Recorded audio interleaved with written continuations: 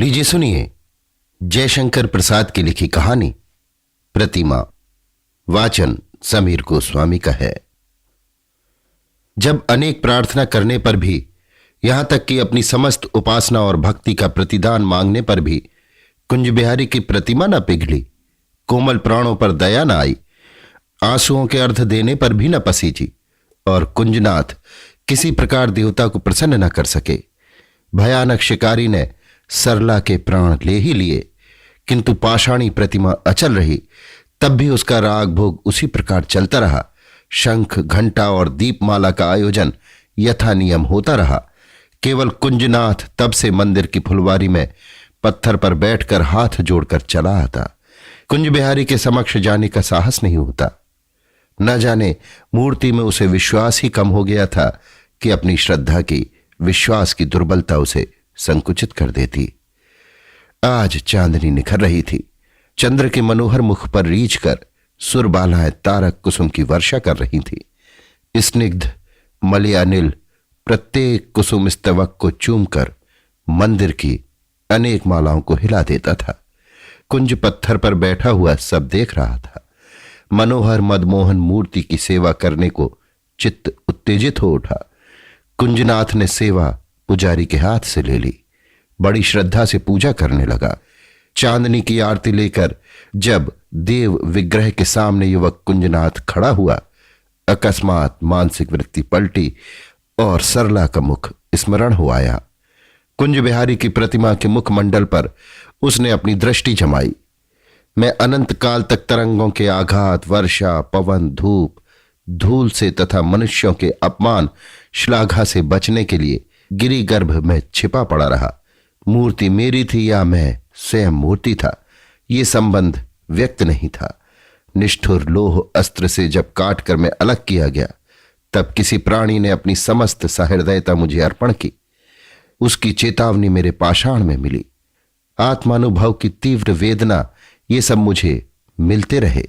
मुझ में विभ्रम था, विलास था, शक्ति थी। अब तो पुजारी भी वेतन पाता है और मैं भी उसी के अवशिष्ट से अपना निर्वाह। और भी क्या मूर्ति कह रही थी, किंतु शंख और घंटा भयानक स्वर से बज उठे।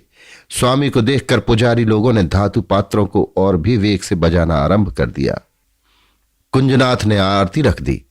दूर से कोई गाता हुआ जा रहा था, सच कह दूं ए बिरहमन, गर तू बुरा न माने, तेरे सनम कदे के बुत हो गए पुराने। कुंजनाथ ने स्थिर दृष्टि से देखा। मूर्ति में वो सौंदर्य नहीं, वो भक्ति स्फुरित करने वाली कांति नहीं, वो ललित भाव लहरी का आविर्भाव, तिरोभाव मुखमंडल से जाने कहां चला गया है। धैर्य छोड़कर कुंजनाथ चला आया, प्रणाम भी नहीं कर सका। कहां जाती है मां? आज शिवजी की पूजा नहीं की? बेटी तुझे कल रात से ज्वर था, फिर इस समय जाकर क्या नदी में स्नान करेगी? हमें बिना पूजा किए जल न पीऊंगी। रजनी तू बड़ी हठीली होती जा रही है। धर्म की ऐसी कड़ी आज्ञा नहीं है कि वो स्वास्थ्य को नष्ट करके पालन की जाए। मां मेरे गले से जल न उतरेगा, एक बार वहां तक जाऊंगी। तू क्यों इतनी तपस्या कर रही है? तू क्यों पड़ी पड़ी रोया करती है? तेरे लिए। और मैं भी पूजा करती हूं तेरे लिए कि रोना छूट जाए। इतना कहकर कलसी लेकर रजनी चल पड़ी। वट वृक्ष के नीचे उसी जड़ में पत्थर का छोटा सा जीर्ण मंदिर है। उसी में शिव मूर्ति है। वट की जटा से लटकता हुआ मिट्टी का बर्तन अपने छिद्र से जल बिंदु गिराकर जाह्नवी और जटा की कल्पना को सार्थक कर रहा है। बैशाख के कोमल विल्वदल उस श्यामल मूर्ति पर लिपटे हैं।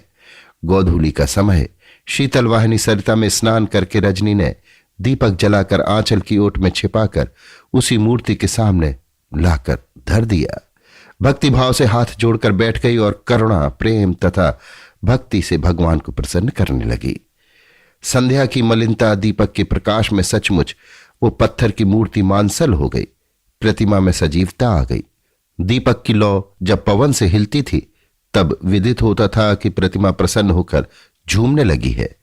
एकांत में भक्त भगवान को प्रसन्न करने लगा। अंतरात्मा के मिलन से उस जड़ प्रतिमा को आदर बना डाला। रजनी ने विधवा माता की विकलता की पुष्पांजलि बनाकर देवता के चरणों में डाल दी। बेले का फूल और विल्वदल सांध पवन से हिलकर प्रतिमा से खिसक कर गिर पड़ा। रजनी ने कामना पूर्ण होने का संकेत पाया। प्रणाम करके कलसी उठाकर गांव की झोपड़ी की ओर अग्रसर हुई। मनुष्य इतना पतित कभी न होता यदि समाज उसे ना बना देता। मैं अब इस कंकाल समाज से कोई संबंध न रखूंगा। जिसके साथ स्नेह करो वही कपट रखता है, जिसे अपना समझो वही कतरनी लिए रहता है। ओह, हम विद्वेष करके इतने क्रूर बना दिए गए हैं। हमें लोगों ने बुरा बना दिया है। अपने स्वार्थ के लिए हम कदापि इतने दुष्ट नहीं हो सकते थे। हमारी शुद्ध आत्मा में किसने विष मिला दिया है, कलुषित कर दिया है? किसने कपट, चातरी, प्रवंचना सिखाई है? इसी पैशाचिक समाज ने। इसे छोड़ना होगा। किसी से संबंध ही न रहेगा तो फिर विद्वेष का मूल ही न रह जाएगा। चलो आज से इसे तिलांजलि दे दो, बस। युवक कुंजनाथ आम्रकानन के कोने पर से संध्या के आकाश को देखते हुए कह रहा था। लता की आड़ से निकलती हुई रजनी ने कहा, है किसे छोड़ते हो? कुंजनाथ ने घूम कर देखा कि उनकी स्वर्गीय स्त्री की भगनी रजनी कलसी लिए आ रही है। कुंजनाथ की भावना प्रबल हो उठी। आज बहुत दिनों पर रजनी दिखाई पड़ी है। दरिद्रा सास को कुंजनाथ बड़ी अनादर की दृष्टि से देखते थे। उनसे कभी मिलना भी अपनी प्रतिष्ठा के विरुद्ध समझते थे।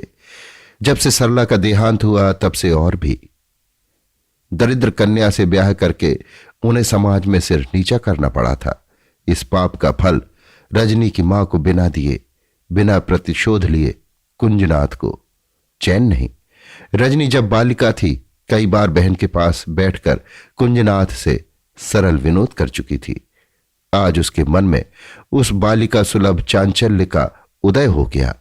वो बोल उठी, कुंज बाबू, किसे छोड़ना चाहते हो? कुंज धनी जमींदार संतान था। उससे प्रगल्भ व्यवहार करना साधारण काम नहीं था। कोई दूसरा समय होता तो कुंजनाथ बिगड़ उठता, पर 2 दिन से उसके हृदय में बड़ी करुणा है, अतः क्रोध को अवकाश नहीं। हंसकर पूछा, कहां से आती हो रजनी? रजनी ने कहा, शिव पूजन करके आ रही हूं। कुंज ने कहा, तुम्हारे शिवजी कहां हैं? रजनी, यहीं नदी के किनारे। कुंज, मैं भी देखूंगा। रजनी, चलिए। दोनों नदी की ओर चले। युवक ने देखा भग्न मंदिर का नग्न देवता न तो वस्त्र, न अलंकार, न चांदी के पात्र, न जवाहरात की चमक। केवल श्यामल मूर्ति पर हरे हरे विल्वदल और छोटा सा दीपक का प्रकाश। कुंजनाथ को भक्ति का उद्रेक हुआ। देव मूर्ति के सामने उसने झुककर प्रणाम किया। क्षण भर में आश्चर्य से कुंज ने देखा कि स्वर्गीय सरला की प्रतिमा रजनी हाथ जोड़े है और वो शिव प्रतिमा कुंज बिहारी हो गई है। अभी आप सुन रहे थे जयशंकर प्रसाद की लिखी कहानी प्रतिमा। वाचन समीर गोस्वामी का था।